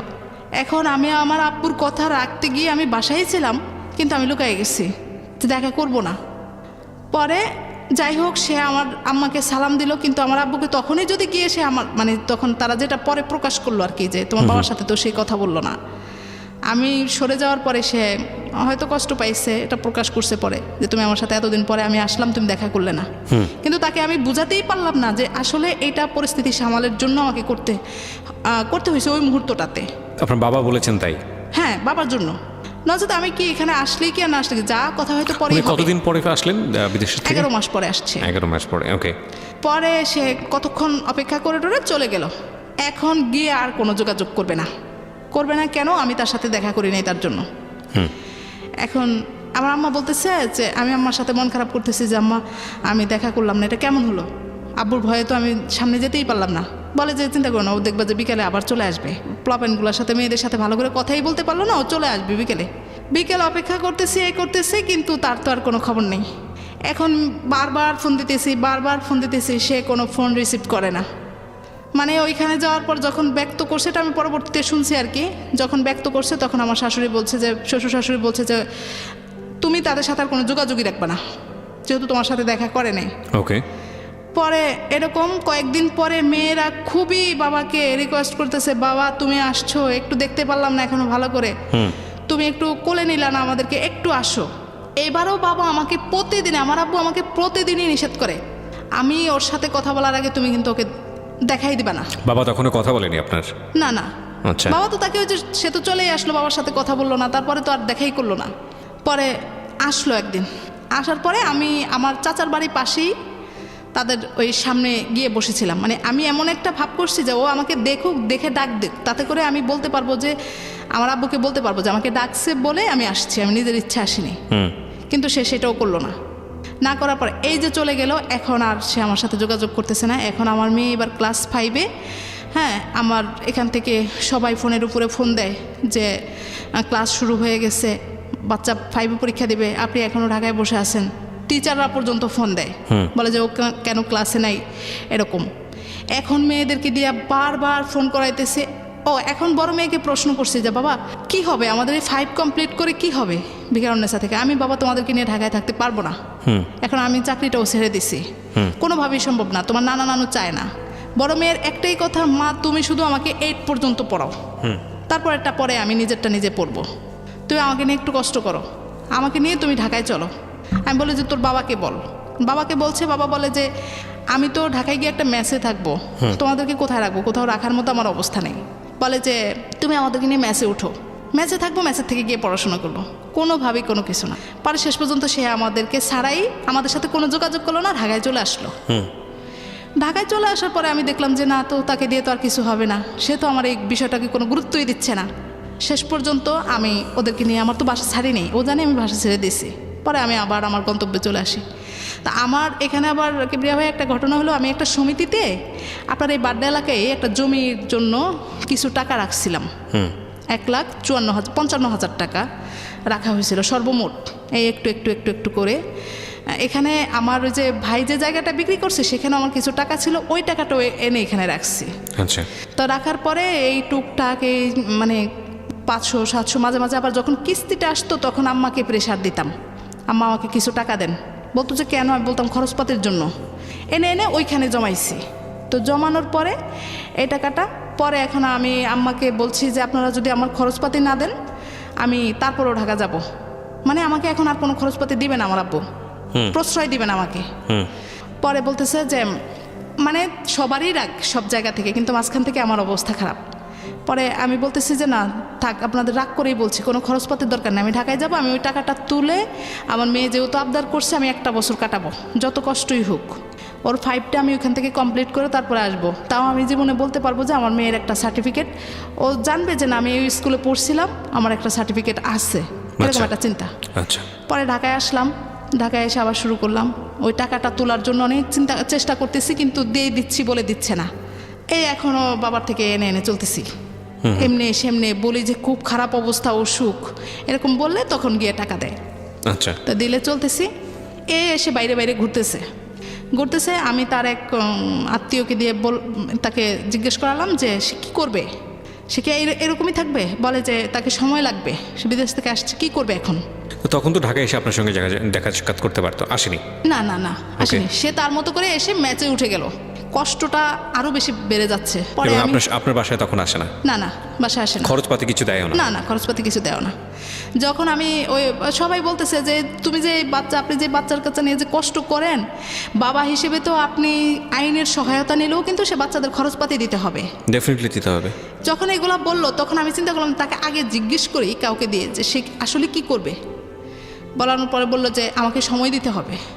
তো সময় দিতে দিতে প্রায় 1.5 মাস সময় দিয়ে দিলাম। দিয়ে দেওয়ার পরে এইবার আমি বলছি যে না আমি আইনের সহায়তা নিব। আমি আর কত সালের দিকে এটা? কত সালের দিকে এটা হলো? এই যে এই জানুয়ারিতে, 2018 সালে। হ্যাঁ, 2018 সালের জানুয়ারির কথা বলতেছি। ওকে। পরে আমি জিজ্ঞেস বলতেছি ভাই সে যদি সংসার না করে আমি কিন্তু আইনের সহায়তা নিব। আইনের সহায়তা নিলে আমার বাচ্চাদের খরচপাতি কিন্তু দিতেই হবে। আমি 2-4 জনের সাথে কথা বলছি। পরে বলে যে তাকে জিজ্ঞেস করলো, পরে বলে যে আমি কি সংসার ছাড়তে চাই নাকি, আমি তো সংসারে যেতেই চাই, আমি যা পারি তা দিব, যেমন পারি তেমন দিব। পরে একটা পর্যায়ে কথাবার্তার মাধ্যমে সে বলল যে আমি যেভাবে করে চালাই তোমাকে সেভাবেই চলতে হবে, যদি বলেন তাকে যে যদি সেভাবে চলতে পারে তাহলে আমি তাদেরকে ঢাকায় রাখবো। আমি বললাম যে আলহামদুলিল্লাহ, খালি শুধু আমার বাচ্চা দুটাকে একটু পড়াইলেই হয়েছে, আর কোনো কিছু দরকার নেই। এই করে সে একটা পর্যায়ে ওই তার ভাই সহ আমাকে বাসায় নিয়ে উঠাই দিয়ে আসলো তাকে। তো মোটামুটি চলতেছিল 1টা মাস খুব ভালো। সে যাই ইনকাম করছে আমার হাতে নিয়ে দিত, বলতো যে তুমি এটা কি করবে করো, ওইটা কি করবে করো। মোটামুটি ভালোই চলছে। এরপর থেকে আবার শুরু হয়ে গেল। আমি ওইখান থেকে ওই জমির টাকাটা শেষ পর্যন্ত তুলে আনলাম, এনে তার হাতেই দিলাম। পরে আমি বললাম যে তুমি তো তোমার পিছনেই তো আমার গহনাকাটি যেটুকু টুকটাক ছিল সব বিক্রি করে দিলাম, ছেড়ে দিলাম, আমার কিছুই নেই। জমির টাকাটাও তুলে নিয়ে আসলাম, সর্বনিঃস্ব, একদম নিঃস্ব হয়ে গেলাম আমি। পরে সে বললো যে তোমাকে কিছু টাকা দিলাম, তুমি টুকটাক একটু কিছু কিনে নাও। তো আমি ছোটোখাটো একটু গহনা কিনলাম। গত মাসে সে ঘর ভাড়া দিবে না, এখন টোটালি সে বাদ দিয়ে দিল, কোনো কিছু খরচ দিবে না। পরে কি করব, বাড়িওয়ালা টাকা চাওয়া শুরু করলো। তো পরে দিলাম, দিয়ে বললাম এটাকে রাখো, রেখে অন্তত ঘর ভাড়াটা দাও, তারপরে তুমি আমার জিনিসটা এনে দিও। এনে পরে বাচ্চাদের কোচিংয়ের টাকা দিলাম, ঘর ভাড়া জিনিস দিলাম। এনে দিও বলতে মানে ঘরটা বিক্রি করে দিলেন? আপনার হাজবেন্ডকে যদি আমি আজকে এখানে পেতাম তাহলেও তার হাজারটা রকমের কমপ্লেন থাকতো আপনার বিরুদ্ধে, ব্যাপারে কোনো দ্বিমত নেই। আপনার কোনো দ্বিমত আছে? না। আপনার অনেক অভিযোগ থাকতো। জি। মোটা দাগের অভিযোগ প্রথমত যেটা থাকতো, আমি যেটা মনে করি সেটা হচ্ছে আপনি তার কথা মতো চলেন না। কারণ সে আপনাকে বলেছে বাড়িতে যাওয়ার জন্য, আপনি যাননি। কারণ সে আপনাকে বলেছে যে সন্তান মানুষ করার জন্য এইভাবে মানুষ করতে হবে, আপনি সেটা শোনেননি। এবং এসবের বাইরে আমি যেটা মনে করি যে আপনি অভিযোগ আনার জন্য শক্তিশালী অভিযোগ, যেটা সাধারণত মেয়েদের ক্ষেত্রে হয় যে অন্য কোনো মেয়ের প্রতি তার আগ্রহ আছে, কিংবা সে জুয়া খেলে, কিংবা সে ড্রাগ নেয়, এই জাতীয় কোনো কমপ্লেন তো না, আপনার জায়গা না, থেকে? এই জাতীয় কোনো কমপ্লেন নেই। আচ্ছা, তাহলে এই জায়গাটা থেকে আমি যেটা বলি, আমার যেটা মনে হয় যে আসলে আমার লিসনাররাও হয়তো এই কথাগুলোই বলবেন, সেটা হলো যে এই যে সমস্যাটা, এটা খুব মিউচুয়ালি সমাধান করা সম্ভব। এটা খুবই সম্ভব। আপনার বাবা বা আপনার মা আপনাকে যে কথাটা বারবার বলছে, সেটা তাদের জায়গা থেকে, হ্যাঁ আপনি হয়তো অনেক বেশি তাদেরকে বলেছেন, অনেক বেশি তাদের কাছ থেকে হাত পেতেছেন, যে কোনো প্রয়োজনে তাদের কাছে গিয়েছেন, সেই জায়গা থেকে তারা হয়তো অনেক বেশি অতিষ্ঠ হয়ে গিয়েছে। আপনার বাবাও অনেক রাগী মানুষ, আপনি যেটা বলছিলেন, সেই জায়গা থেকে তারা বলেছে যে ঠিক আছে, ওকে বাদ দিয়ে দাও, ওকে বাদ দিয়ে তুমি চিন্তা ভাবনা করো, তোমার জীবন এখন তোমার মেয়েকে নিয়ে, কিংবা তোমার মেয়েকে ওদের কাছে দিয়ে দাও, তুমি চলে আসো, আমাদের মেয়ে আমাদের কাছে থাকো। এটাই তো আপনার মূল কথা। আমি কথা বলার আগে আপনি আমাকে বলেন, আপনি এখন কি চান? আমি সর্বোপরি যেটা চাই সেটা হলো যে আমার মেয়েরা পড়াশোনা করুক। আচ্ছা, ওকে। যে যদি কোনোভাবে। এখন সেটা সম্ভব না হয়, আমি জানি আপনার মেয়ের পড়াশোনার জন্য যদি এরকম সুযোগ আসে যে আপনার হাজব্যান্ডকে ডিভোর্স দিয়ে দিতে হবে এবং তারপর আপনার মেয়ের পড়াশোনাটা এস্টাবলিশড হয়ে যাবে, আপনি সেটাও করবেন। আপনার কথা শুনে যেটা আমার কাছে মনে হয়েছে, হ্যাঁ, আপনি আপনার মেয়ের জন্য যে কোনো বড় ধরনের স্যাক্রিফাইস করতে রাজি আছেন। হ্যাঁ। কিন্তু যদি এটা না হয়, ধরেন কোনো দিক থেকে আপনি পারলেন না, আপনার নিজেরও চাকরি নেই, আপনি যেটা বললেন জব নেই, এখন আপনার হাজব্যান্ড তো সাপোর্ট করছেই না, তো সেক্ষেত্রে আপনি কী করবেন? আমি যতদূর বুঝি যে আপনার বাবার সামর্থ্য আছে আপনাকে সাপোর্ট করা, আপনার দুটো মেয়েকে পড়াশোনা করানোর মতো, কিন্তু তারাও সেটা করবে বলে আমার মনে হয় না। করবে না। তাহলে আপনি কি করবেন? না, আমি সেক্ষেত্রে আমার বাবা মার কথাও শুনবো না, কিন্তু আমার এই বিষয়টার পরে আমার সংসারেও থাকার কোনো ইচ্ছা নেই। ফাইনালি ক্ষতি হচ্ছে এই দুটো মেয়ের। আমি যেটা বুঝি যে আপনাদের এই সমস্যা বেসিক্যালি ক্ষতি করছে এই দুটো মেয়ের ভবিষ্যৎ, ঐশী এবং ওহির। হ্যাঁ, এবং আপনার হাজব্যান্ড হয়তো তার জায়গাটা থেকে, এবং একদম খুব সহজ একটা কথা বলি, যেটা একদম বুক সিলেবাস সব কিছুর বাইরে, রেডিও সব কিছুর বাইরে এসে, পুরুষরা স্বভাবতই কর্তৃত্বপরায়ণ। এটা আমাদের সামাজিক স্ট্রাকচারের কারণেই। হ্যাঁ, একটা যেটা বুঝতে পেরেছি, যদিও আপনি আপনার জায়গাতে শতভাগ সঠিক আপনার কথা অনুযায়ী, আমি যেটা বুঝলাম যে আপনার পুরো এই সংসার জীবনের কত বছর হলো? 13 বছর শেষ। 13 বছরের সংসার জীবনে তার তেমন কোনো কর্তৃত্ব ছিল না, যেটা মনে হয়েছে। এবং সে কর্তৃত্ব খাটাতেও পারেনি, কারণ তার ইকোনমিক সেই ধরনের সামর্থ্য ছিল না। সে যদি পুরো পরিবারের ভরণ পোষণটা ঠিকমতো দিত, তাহলে সে তার কথায় অনেক কিছুই হয়তো হতো। যেহেতু সেটা সে পারে নাই, সেরকম সে কর্তৃত্ব খাটাতে পারে নাই। আর বেটার অপশন হিসেবে সে বারবার বেছে নিয়েছে তার নিজের জায়গাটা, তার নিজের বাড়ি। তার বাড়িতে কি কি আছে যেখানে গেলে আপনি যে সাপোর্টটা পেতে পারেন, আমি এটা একটু জানতে চাই। খুবই সুন্দর একটা প্রশ্ন করছেন আমাকে, এই কথাটাই আমি বলতে চেয়েছিলাম যে আমি যদি দেখতাম যে আমার হাজব্যান্ডের একটা নিজস্ব থাকার জায়গা, বা তার স্ত্রী সন্তান গিয়ে যে কোথাও একটা পা ফেলবে সেরকম জায়গা যদি থাকতো, তাহলে আমি ঠিক চলে যেতাম। ওটা নেই না, তার এবং তার স্ত্রী সন্তানদের কোনো অস্তিত্বই ওখানে নেই। খুব স্বাভাবিক, আপনি যেখানে থাকবেন না সেখানে কর্তৃত্ব প্রতিষ্ঠিতও হবে না, এটাই স্বাভাবিক। ইভেন নিজের জমিও যদি বর্গা দিয়ে দেন বছরের পর বছর, সেটা নিজের জমি থাকে না। তো আমি একটা জিনিস আপনাকে বলি, এইখানে ভুলটা আপনার না, এখানে আপনার বাবা মার ভুল। এগুলো আপনি জানেন, আমি আপনাকে যে কথাগুলো বলবো এগুলো সবই আপনি জানেন। আপনাকে পাত্রস্থ করবার আগে তাদের উচিত ছিল নিজের জায়গাটা থেকে সমস্ত কিছু খোঁজ খবর নিয়ে আপনার ভবিষ্যৎটা কোন দিকে যাবে সেটা নিশ্চিত করা। এবং আপনার হাজব্যান্ডের জায়গা থেকে যদি আমি কিছু বলার থাকে, আমি অবশ্যই তার জায়গা থেকে নিজেকে অনুভব করার চেষ্টা করছি, যেহেতু সে অর্থনৈতিকভাবে রোজগার করেন না, তেমন একটা পজিশনে নেই, এবং সে যে চেষ্টাটা কম করেছে সেটাও বলবো না, দেশের বাইরে এসে গিয়েছে, ওখানে স্টেবল করতে পারেনি। আমাদের সরকারি জবের বাইরে, বিশেষ করে গভর্নমেন্ট জবের বাইরে কেউ যদি বিজনেসের কথা বলেন, বিজনেসের সেক্টরটা হয়তো একটু আলাদা, ম্যাক্সিমামই সেখানে সাকসেস করতে পারেন, বিষয়টা এরকম না। আর বাকি যে টুকটাক জব, এই যে ধরেন এখানে কিছু ওখানে কিছু, কিছুদিন থাকা, এই জবগুলো খুবই আনস্টেবল। এবং এই জবগুলোর ক্ষেত্রে সবাই যে খুব ভালো সাকসেস করতে পারেন বিষয়টা এরকমও না। এরকম হয় যে খুব ভালো একটা অবস্থার মধ্যে ছিলেন, কিন্তু তারপরে দেখা গেলো সে জবলেস অবস্থায় বছরের পর বছর মানুষের কাছে হাত পাততে পাততে লোক সমাজে মানে মুখ দেখানোর অবস্থা নেই, এরকম অবস্থায় মানুষ চলে আসে। আপনার হাজব্যান্ডের ক্ষেত্রে আমি যেটা মনে করি যে হয়তো বা এরকমই হয়েছে, হ্যাঁ, তার লাক ফেভার করেনি। তবে এটা ঠিক, যখন আমি দেখলাম যে সে বিদেশ থেকে এসে আপনার বাড়িতে গেছে এবং যে আপনার সঙ্গে দেখা করতে চেয়েছে, আপনার বাবা সেখানে খুব কড়া ছিলেন যে না, তুমি আমার সাথে কথা না বলে তুমি ওর সাথে দেখা করতে পারবে না, এটা ঠিক হয়নি।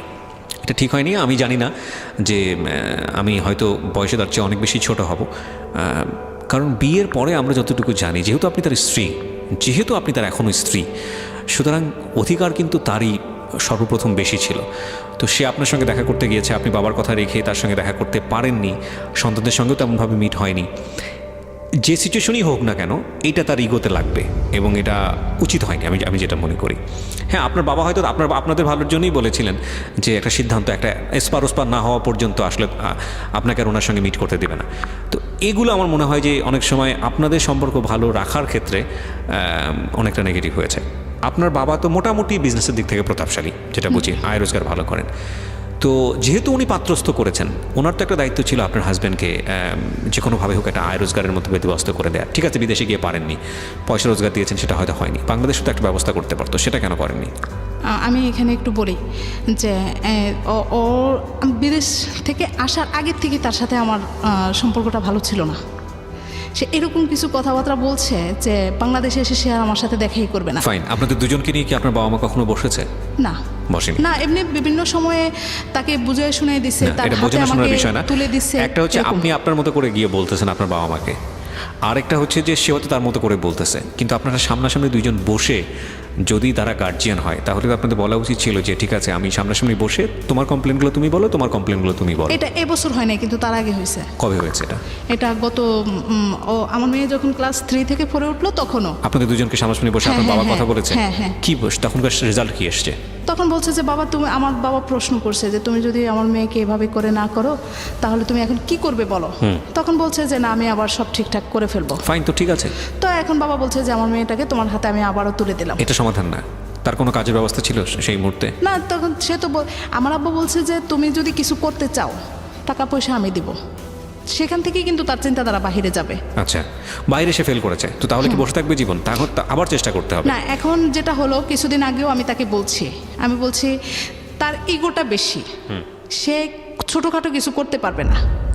আচ্ছা, এই জায়গাটাই হচ্ছে হলো আমার এখন আমি যে জিনিসটা বলবো, একটা হচ্ছে আপনার পারিবারিক জায়গা থেকে চেষ্টা করা উচিত ছিল, সেটা আপনারা মনে করছেন যথেষ্ট চেষ্টা করা হয়েছে। আমি মনে করি আরও চেষ্টা করা উচিত। এখন আমি যেটা বলবো, এই ভদ্রলোক, আমি তার নামও জিজ্ঞেস করিনি, আমি পুরো অনুষ্ঠানে তার নাম প্রচারক সেটাও আমি চাই না, কারণ তার সামাজিকতার জায়গা থেকে হয়তো ইগোতে লাগবে।